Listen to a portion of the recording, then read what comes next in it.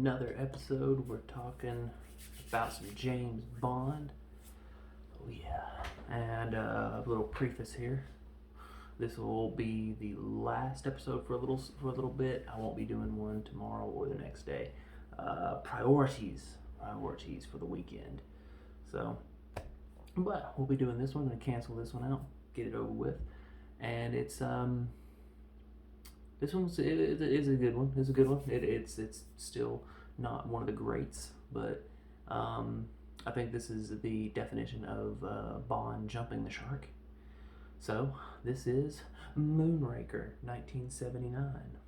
All right, Moonraker, Bond in space. Yeah, it's good stuff. So this is director Lewis Gilbert in his third and final outing. This is the last one he did. This is Roger Moore in his fourth outing as Bond. He was 51. We're getting a little long in the tooth. Man, he's getting old. We have Holly Goodhead, Corinne DeFore, Manuela, the jet hostess, doesn't even have a name. We have Hugo Drax, and Shirley Bassey's back for her third and final time doing the theme song. So we're gonna jump right into this now. At the end of the last Bond film, it said Bond will return in For Your Eyes Only. This is not For Your Eyes Only, because what happened was the release of Star Wars: A New Hope.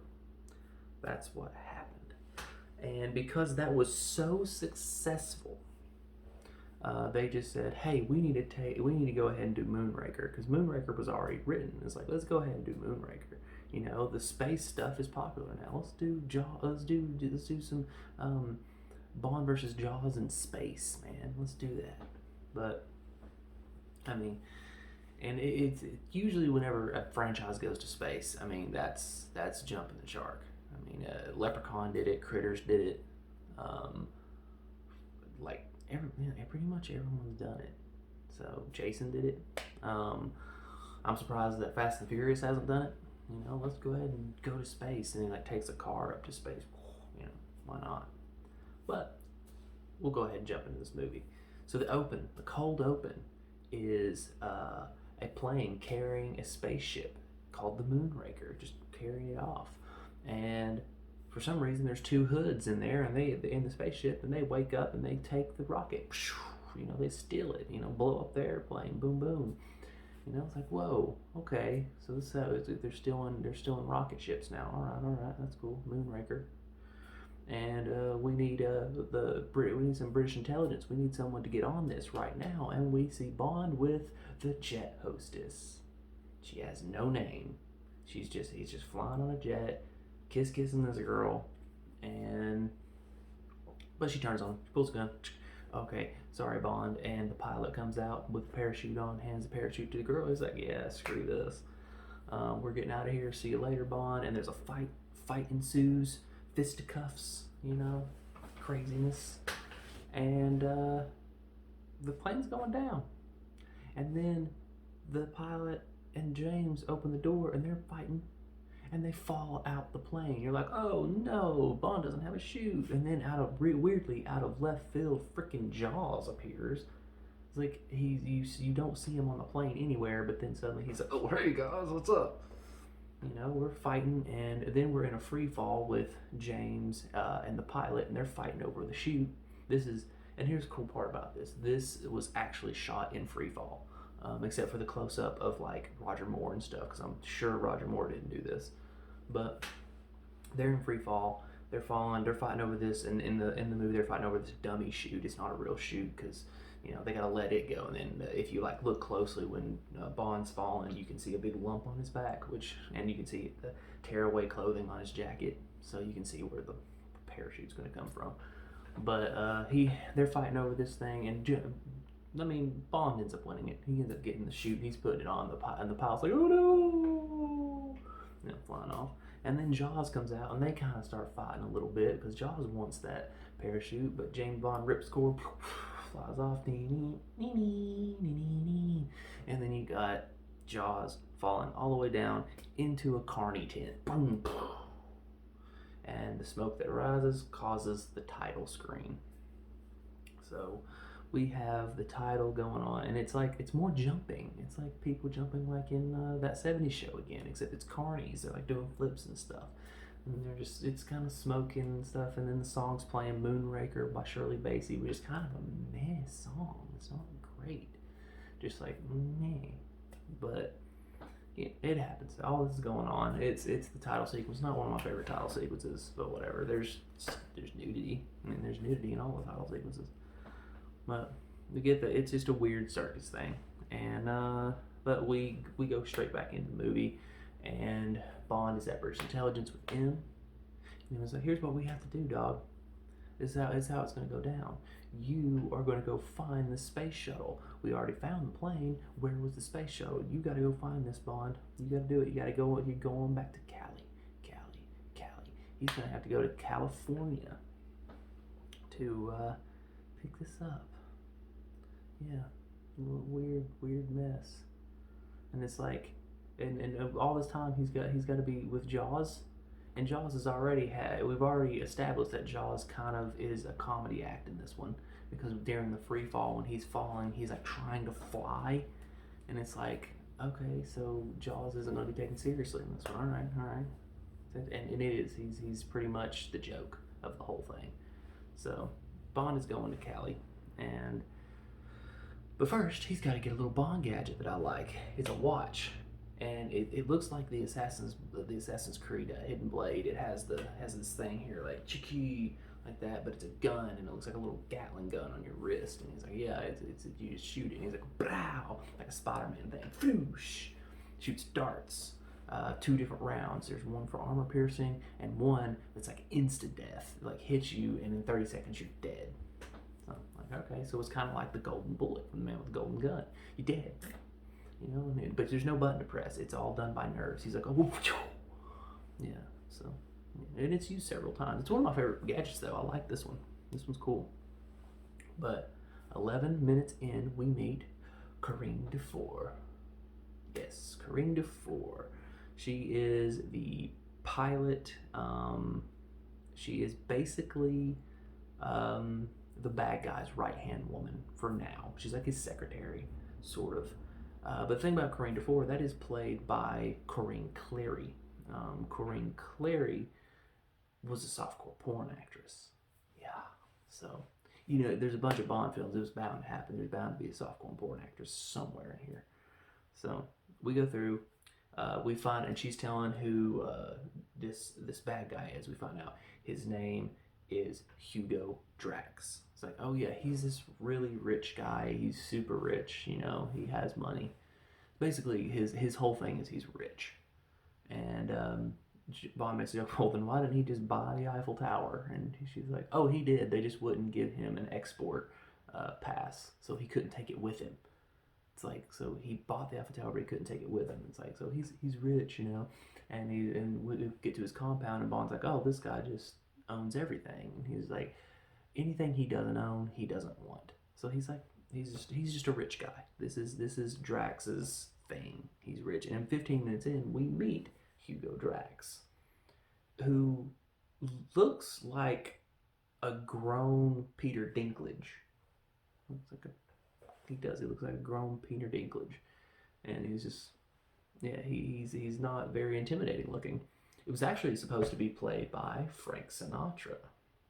Yeah, they offered Frank Sinatra the role after Frank Sinatra turned down doing the song.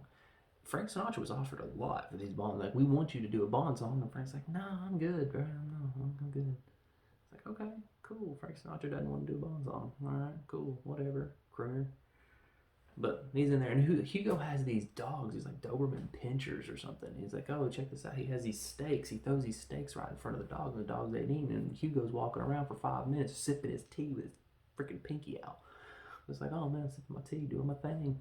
And then he finally, like that, and the dogs, and they shoot it in like fast motion. So it's like the dogs are going, no, you know. So it's like it makes it look like he's doing a lot faster, but they're not.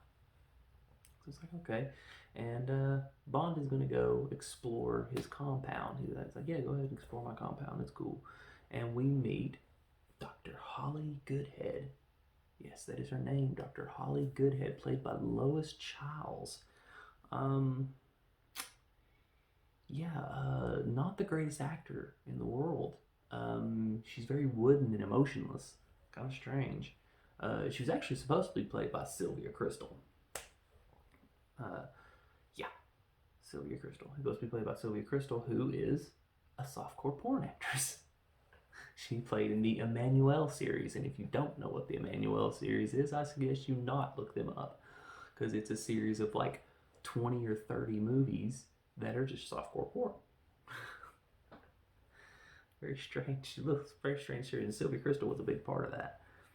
But anyway, he's traveling, looking around, and everything. Like, what's all this going down? And he finds this G-force machine. It's a little chair you sit in, and they spin you around and around and around and around, kind of like a centrifuge. And then they're like, they get spinning until you experience all the G-force. And she's like, old men can handle a G-force of 4. You can, but you'll start experiencing things at a G-force of 7. And he's like, oh, well, let's give it a try. She's like, keep your hand on this button and let it go if you want to stop. But what she doesn't know, she gets called away. She doesn't know that the bad guy's already been like, yeah, make sure Bond, dies. And the henchman, I forget his name, is like Chan, I think. Something like that. But he gets in there and he sabotages the G machine. He turns it on high. He's like, and Bond is like, and the way they did that, the way he got his face to push back is with an air gun, like pow pow, and it like scoops his hair back. But the problem was the next day, Roger Moore showed up on set and he had bruises all over his face from this freaking air gun. This pop pop pop, it's like, and he almost dies from it, but he ends up shooting his rocket. Slows it down. He gets out. He's like, whoa, oh my god, this is bad. But it worked. It's really cool. And he gets out. And then we pretty much go straight into, he's back at his room, and Corrine is there, and him and Corrine got a little smush mush action going on, man. They're gonna get down. They're gonna do some bonding. Do what Bond do. He does, and he gets it down. He wakes up. He's like, you know what? I'm gonna go explore some more. And he goes into Drax's office. He's like, cool. But Corrine shows up. She's like, what are you doing? Well, I know this guy has a safe. And she's like, I don't know what you're talking about. And he finds a safe and he opens up his cigarette case and he's like, it's a safe cracker. No, look at that. And he breaks into his safe and he takes all the documents out and he's putting down. He has his little 007 camera, like, yes, yes, yes, no, yes, yes. It's crazy. That's where they actually got the scene from Austin Powers. So, yeah, good stuff. I think that was Goldmember. He did that. Goldmember got the name from Goldfinger. Spy Who Shagged Me got the name from Spy Who Loved Me. And the next movie was going to be stolen for part 4 of Austin Powers. I'll get to it when we get there. When we get there to the next episode, I'll tell you. So he gets in there, safe cracker. He's getting out. No, he thinks he's scot-free. He thinks that, oh yeah, got away with it. All right, but I'm gonna leave. I'm getting out of here. I got all the information I need. And he's leaving, but everyone's on a hunt. They're like a pheasant hunt. And he's like, okay, cool. And the Hugo Drax is like, yo, why don't you give this shot? He's like, man, I don't really like hunting. Like, yeah, here's a gun. Shoot the pheasants. And all the while, there is a assassin in the tree. He's in the tree, like climbed up there. He's got his assassination. He's like, I'm gonna take you out, Bond. I'm gonna take you out. And he's up there. Then there's a pheasant, and Bond's like, I don't know if I'm even gonna be good at this. There's a pheasant flying by. He's like, boom, misses the pheasant. I'm like, okay, cool, you missed it. And even Hugo Drax is like, you missed. And he was like, did I? And the assassin falls out of the tree, dead. And this is the one and only time he fires a gun in this whole movie. The reason being is because Roger Moore is a pacifist, and he detested violence, especially gun violence. Then why are you playing James Bond, dude? Like, I get it. Yeah, you need a paycheck. An actor's an actor. That's you can be, against something, but use it in a movie because it's not actually you. You're an actor. But dude, if you're a pacifist, and these movies basically promote violence, and you're like, no, I don't like violence, then why are you even a part of it, man? It's like the 2018 Halloween. Jamie Lee Curtis hates guns, right? This is a true story. This is an actual fact. Jamie Lee Curtis hates guns, and in the 2018 Halloween, in her contract, they were like, okay, you're kind of a badass. You're going to be using guns a lot. And she's like, okay, I'll do that if you let me have a scene where I explain gun safety and explain what guns are doing, stuff like that. I mean, what guns do what. And they're like, okay. And there is a scene in the 2018 Halloween where she's like, yeah, you got to put the safety on. You do it like this. Never leave the safety off when you put the gun up. This gun is for this. This gun is for this. She actually has a scene. So it's like, and like, so why doesn't Roger Moore do that instead of he constantly complained about the violence in these movies. In fact, I think it was The World Is Not Enough or something like that, or Die Another Day. It was Die Another Day. He was just vocal about how violent that movie was. Roger Moore, just vocal about that and talked about how Pierce Brosnan was basically not so like in so many less, not in so many words, but basically like he supports violence because he's in these movies that are extremely violent. It's like, dude, you were in 7 of them. So, no, you don't get the right to complain about this. But he hated violence, but he shot the guy out of the tree. That's his one gunshot in this movie, even though he shoots plenty of people in the next few movies. But this is Roger Moore.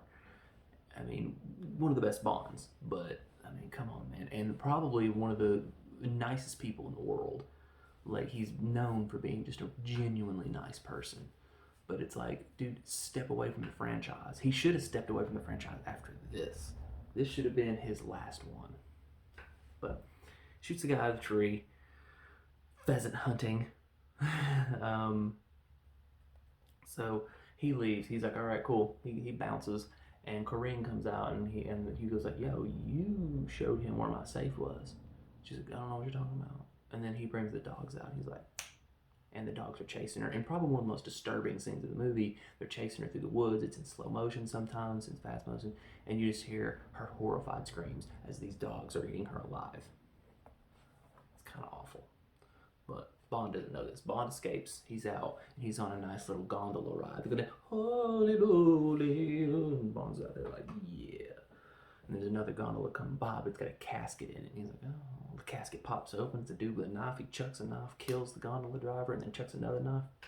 Bond dodges it. He grabs the knife, chucks it, kills the guy. Guy falls into casket. Casket closes. It's the end of that guy. It's a quickie. Just bam. And then Bond's like, oh well. And turns it into a motor gondola. Like, flicks a switch, and suddenly it's got a motor. And we get a boat chase. There are more boat chases in this series than there are car chases. There are 2 boat chases in this movie. It's ridiculous. But they're like going down, flying, doing all this crap, boom booms, people shooting, and Bond takes it up, opens it, boop, turns the thing into a hovercraft, and he just starts driving on land, and all the people in the boats are like, oh well, driving away.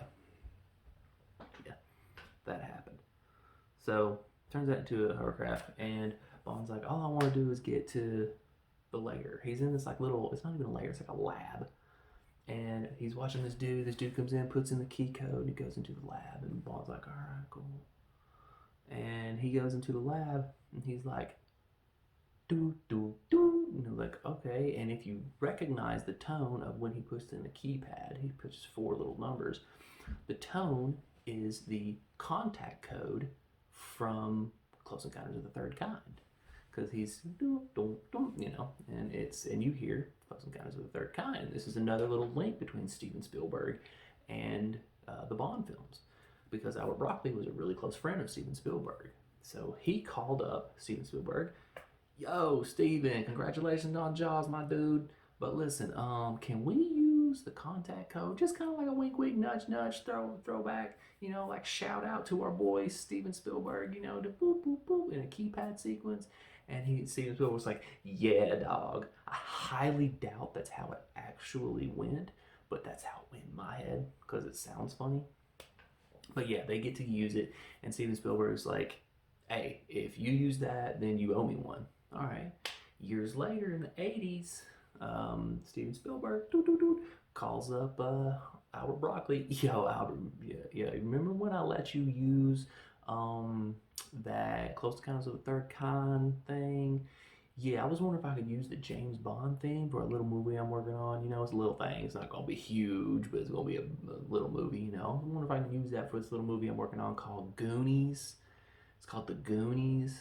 He's like, oh, you want to use my James Bond theme? That's a little more than 3 notes, dude. And that is actually what he said. Albert Broccoli kind of razzing his buddy, like, you know, a little more than 3 notes. But he actually did get to use it. If you watch The Goonies, you hear the James Bond theme. So that's a little tidbit. I like that one. That's a fun one. But anyway, he gets into the lab and he sees some doctors working on something. He doesn't know what it is, but they got gas masks on. He's like, what the hell? They go off to do something. He goes into the lab. He kind of steals a vial of it and he's looking around. They come in. Oh, he puts it down. He has to run and go hide, but they end up knocking the thing over and smoke and they die. It's nerve gas. He's like, oh, what the hell?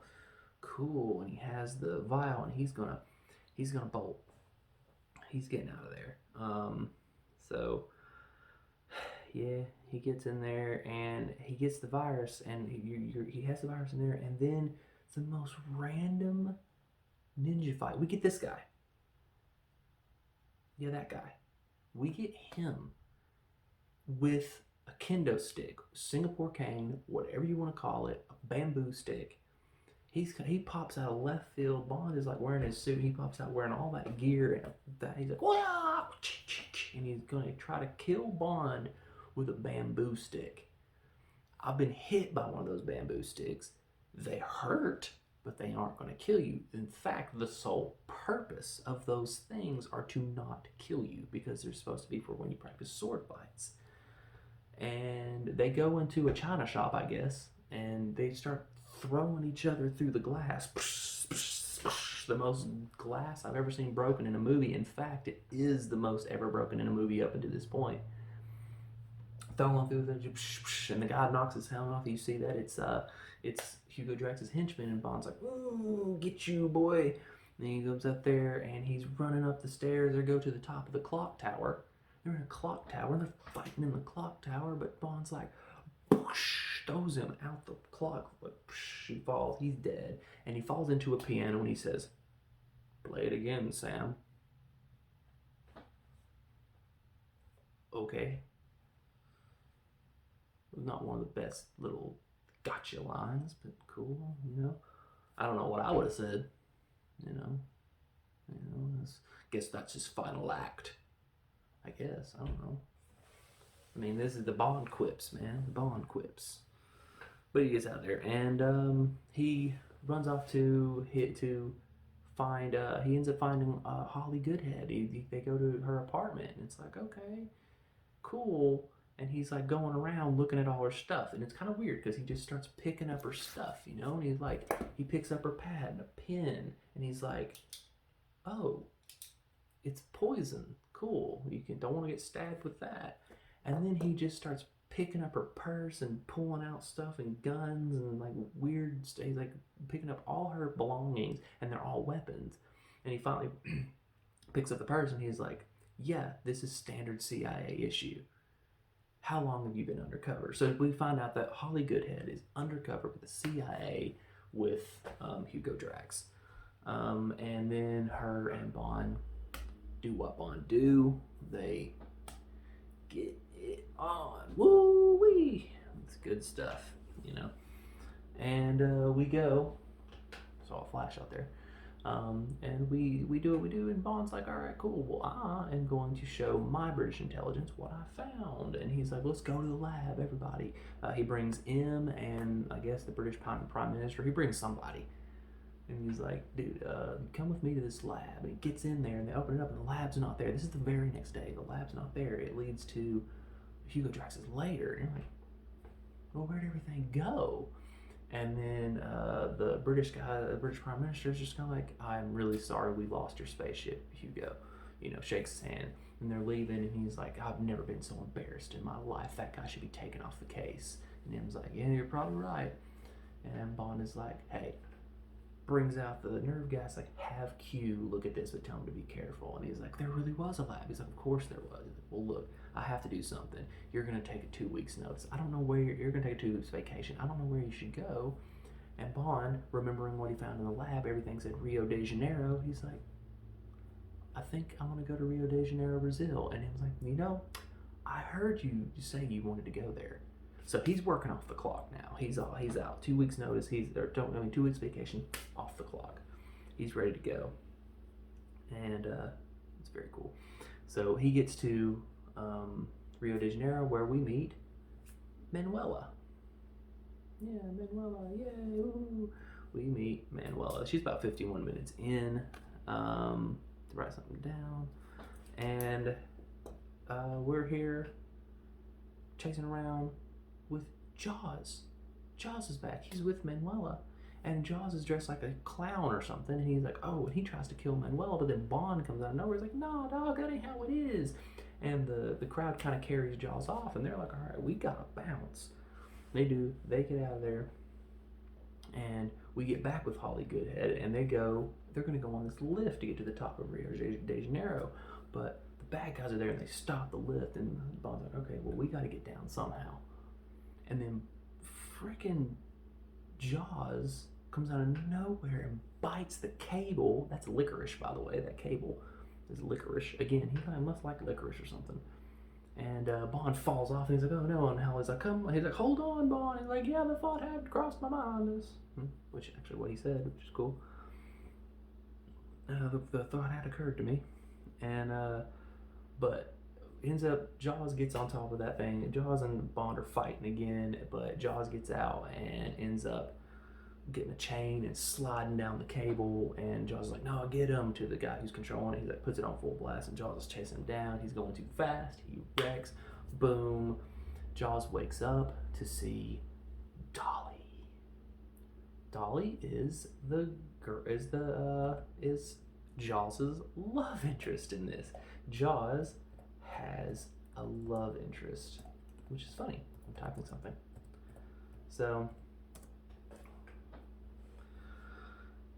Jaws has a love. I'm sorry, that blows my mind. But Jaws gets a love interest, and it works out to the advantage. It's very cool.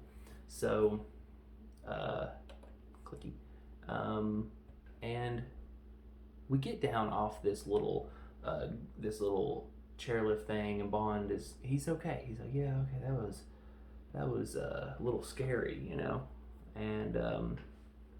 then the ambulance shows up. They're like, are you okay, sir? He's like, yeah, I'm fine. He's like, no, are you okay? Like, no, well, you're coming with us. Plonks him on the head, puts him in the ambulance, and they drive away. But he wakes up and gets in a fight in the ambulance. Like, in the ambulance. So weird. They're fighting in the ambulance, but Bond falls out of the ambulance. He's like, okay.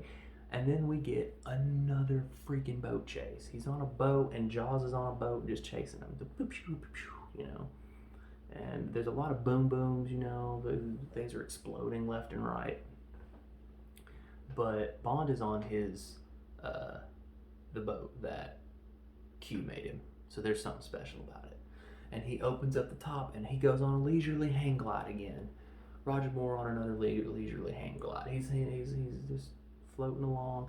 The waterfall, the boat goes off, and Jaws going off, and Jaws is like, no. Every time Bond defeats Jaws in this one, it's played for comedy. Like even in the lift, when it wrecks, when he comes out of the wreckage, you hear the birdies chirping, and he's like, oh my god, and then like on this, you just get when he falls off the waterfall, you get a close up on the face of him going, not again, kind of thing. And it's like, he's played for comedy the whole time, and he's like one of the coolest villains. So I don't agree with him, but with being a joke. So he falls off the waterfall, and then we start the third act. We're in here. You all know the third act, the part where we learn the plot, we learn everything, and Bond is finally walking around. He follows this beautiful woman into this grotto, and it's full of gorgeous women. He's like, whoa, it's Bond paradise, basically. And then they kick him into the pool, and there's a huge freaking snake. It's Bond versus snake. Bond versus Snake, and it's a huge snake, but he grabs Holly Goodhead's pin, stabs the snake. Snake falls asleep, and he's safe now. Keep hearing things out there. Weird. But Bond, the snake is cool. Snake's dead, and then he gets out, but Jaws is back, and Jaws is like, and it turns out Jaws is working with Hugo Drax, and he has both Holly Goodhead and James Bond now. And what they're going to do, they're going to fly to space. There's a rocket, looks like, like Apollo 13, just, so they put Bond and Holly Goodhead in the room underneath the rocket, and he's like, all right, you're in your own crematorium now. You're going to burn alive. It's like, oh, crap, all right, see you later. And they're like, all right, countdown commence. And Bond's like, come on, let's go to the air vent. Takes off his watch. He's got C4 in there. Puts it on the watch. Pushes it, boom, and they're out. They survive. And the rocket takes off into space. Hugo Drax escapes into space. It's like, why the hell is he going to space? And then they find other spaceships. Like, what's going on? So they steal one. Bond and Holly Goodhead steal a spaceship. They fly into space. Bond is in space. They're in space. Who are our passengers? It's just a bunch of really beautiful people. They're like couples behind them. They're like, what is going on? They land, they're kind of infiltrating, and they're like, what was the deal here? And we find out what's going to happen. The plot, which is basically the plot of the last movie. So what's happening is Hugo Drax is taking all these people, all this beautiful couple, this perfect race, and they are going to the space station. There's a space station out there, and they're going to stay there while Hugo Drax bombs with nerve gas. He's going to bomb the world. Now, this nerve gas will kill every human on the planet, but it won't kill any of the animals. So they're dead. And then he's going to wait for that to clear up for a few years, and then they're all going to fly back, their families, and they're going to repopulate the world with Hugo Drax being the grand leader. Basically the same plot as the one before, whenever he's going to blow up the world and start a new colony under the water. Except this one's in space. So it's the same thing, we're out. And then he finds out James Bond and Holly Goodhead there. He's like, no, this is not happening. I'm going to kill you and everything. They're like, all right. And he explains what's going on. And then they're like, all right, push him out into space. This is it. Holly Goodhead, James Bond, you're both dead.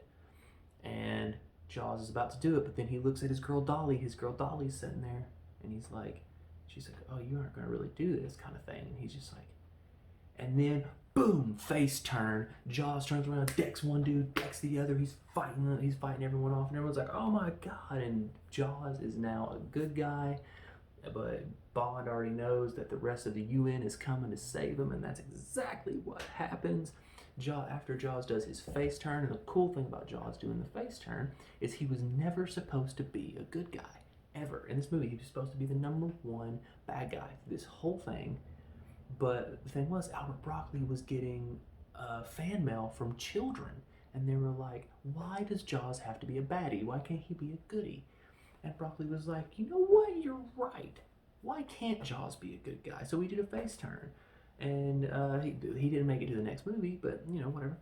And he's in there, but we get the UN, and we get all the UN army crawling up on the space station. We get the space station guys, and they fight in space with lasers. And while that sounds awesome, it's not. The lasers are pew pew pew pew pew pew pew pew pew pew pew pew, and it's like really cheesy, like extremely cheesy. They get onto the space station, and I expected it to get better. I was like, oh, okay, cool. They're going to pull out machine gun, then it's going to be no. Pew, pew, pew. They're shooting lasers the entire time. And I'm like, oh, this is so cringy. Now, I know that some of you watch this and like, I thought it was really cool, and that's awesome. I love that you love it. But me, I like a more realistic thing for Bond, because the James Bond that I grew up watching was Sean Connery and Pierce Brosnan, and those were realistic. And that's the Bonds that I love. I did not grow up watching the Roger Moore Bonds. People that grew up watching the Roger Moore Bonds want the gadgets and the corniness and the fun and the humor. I don't really like a whole lot of humor with my James Bond. I mean, I'll laugh, and I like the one-liner quips and all that, but I don't want to corny movie, and this is really corny. Just pew pew pew. But he's running off. Drax is running off while the battle's going on. He's going to escape one more time, but Bond follows him, and Drax gets the upper hand, points the laser gun at him, and Bond's like, nah, shoots him with the laser thing. He shoots him with the wrist thing, gets him with one of the insta-death darts. Ugh. Dead. So, our guy is dead. Drax is gone, man. And everything's blowing up. They kind of saved the day. Everything's exploding. Everything's going crazy. The thing's about to explode. The space station's about to explode. And Bond finds an escape ship. He's like, we have to get this ship, and we have to blow up those bombs that are headed to Earth because the nerve gas is on its way. Like, okay, let's do it, but they can't get rid of it. Like, what's wrong? The locks. It won't unlock. But you have to do it manually. How do we do that? And Bond doesn't know. And he's like, I know. Hey, Jaws, you there, buddy? And Jaws speaks his first word right before Bond calls on him. He has his champagne with his girl Dolly, and he says, "Here's to us." His first words. That's all he says. Clink, drink, and James like, "Hey, yo, Jaws," and Jaws like, "Yo, what's up?" He doesn't say that. He just, huh? He's like, "Yeah, can you help us out?" And Jaws says, and then he gets out there and he bends the thing, breaks free, and then their part breaks free. Everything explodes, and they go towards Earth, and they're going to go fly. And so Jaws helps him out, and Bond is flying. We get a little pew, pew, pew, pew, and he blows up the bombs. The last one, of course, he has a little trouble with. He has to do it manually, but he blows it up. It's Bond. And then everything's saved the day, but later you see the UN, and like, yeah, we just had part of the spaceship land in on Earth. It had a really tall guy in it and a really small girl in it. They're alive. They're okay. So Jaws and his girl Dolly are okay. And then we're like, okay, well, we got to bring Bond down. He's still up there floating around. All right. Well, can we look in on him? Yeah. It has like a camera in there. Yeah, let's go. They open up the camera, and it's Bond and Holly like free floating like on top of each other, and they're like, oh my, what is he doing? And Q gets the final line, and he says, I think he's attempting re-entry, which is funny. I like that comedy. But Bond looks, he's like, oh, and he shuts it off. Credits roll. That was Moonraker. Now, Moonraker, to me, was as good as The Spy Who Loved Me, probably a little better. Yes, it's super corny, like ungodly corny, but it kept my attention a lot better than The Spy Who Loved Me did. Like, The Spy Who Loved Me has some really boring parts. This one was it moved at a good pace. Even though it was 2 hours and 6 minutes, it still moved at a good pace. So I gave this one a 7 out of 10. 7 out of 10, just like Spy Who Loved Me got. But this was better than Spy Who Loved Me. And why didn't I give it a 7.5? Because it didn't deserve a 7.5. It was too corny. Something can have the same rating and still be better than something. So, Moonraker, not bad. We have a body count of 12, love count of 2. So that would be it, man. We're actually almost through the Roger Moore era. We have 3 more Roger Moore movies. For Your Eyes Only, Octopussy, and View to a Kill. But in between those, we're actually going to do Never Say Never Again. So I've got 4 more movies in this little era. But like I said, we will not get a new episode tomorrow. We will not get a new episode on Sunday. I got too much to do. But the next one will be For Your Eyes Only, 1981. John Glenn directing, and he goes on a tear, man. He directs 4 movies in a row, which is cool. Roger Moore, his 5th outing. Our Bond girls, Melina, Bibi, and the one I can never pronounce, Countess von Schaff, something like that. The villain is Aristotle. Yeah, that's right. The Lotus Spirit makes a return, which is so cool. And Sheena Easton, 1980s popular pop star. Sheena Easton did the theme song for this one, For Your Eyes Only. And the next one, we are in the 80s era, which is neat in itself because Bond in the 80s, you know. But this has been another one of these episodes. I don't know how long this is. It felt a lot shorter, but I'm DC. Thanks for watching.